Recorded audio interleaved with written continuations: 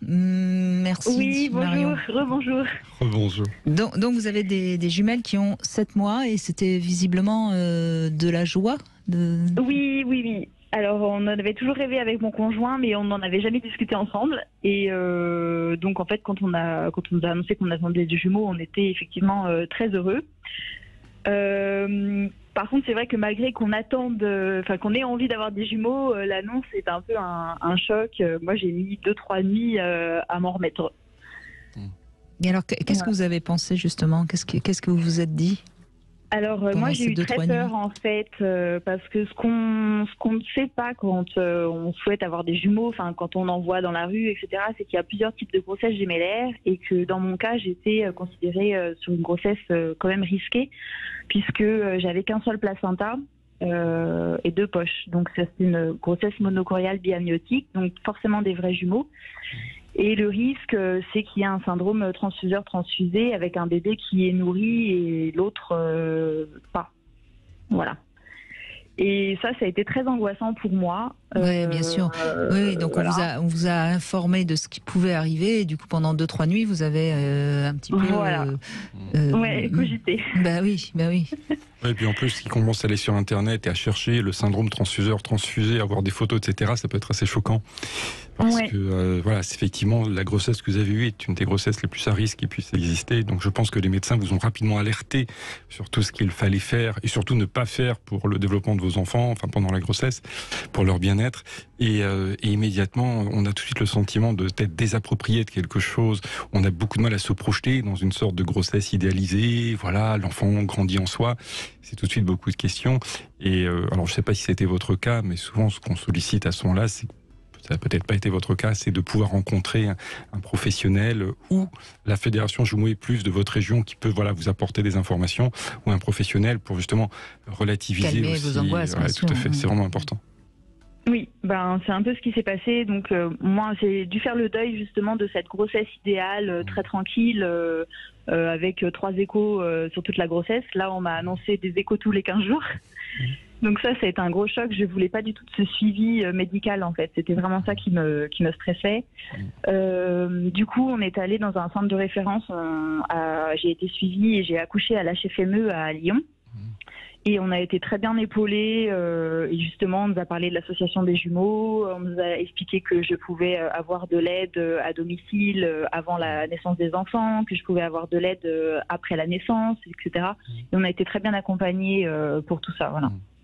Mais ça c'est super ce que vous évoquez parce qu'effectivement l'explication médicalisée, mais aussi vous vivez la chose de façon très matérielle et pouvoir vous offrir tout un ensemble d'informations sur comment aborder concrètement les choses permet aussi de souffler. C'est ça, voilà. Bon, et aujourd'hui tout se passe bien. Elles sont Alors elles sont donc on a appris donc on ne voulait pas connaître le sexe comme pour notre première fille, donc on a appris que c'était 2 petites filles le jour de la naissance. Elles allaient très bien, elles sont nées à 8 mois de grossesse tout pile et elles étaient vraiment en pleine forme. Donc c'était magique, on était vraiment très très heureux. Elles vont très bien, voilà. Après les jumeaux c'est pas facile au quotidien, c'est 2 fois plus très de content temps de les avoir, mais oui, c'est c'est 2 fois beaucoup de boulot. Et alors votre première fille, elle est contente ou pas ? Oui, elle aime beaucoup ses sœurs. Elle a quel âge ? Elle a 3 ans.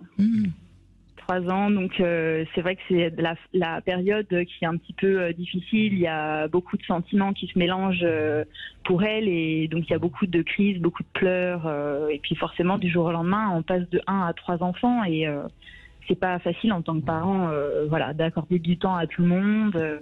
Alors c'est intéressant parce que là Marion nous parle de sa fille aînée qui a 3 ans qui donc voit arriver 2 jumelles.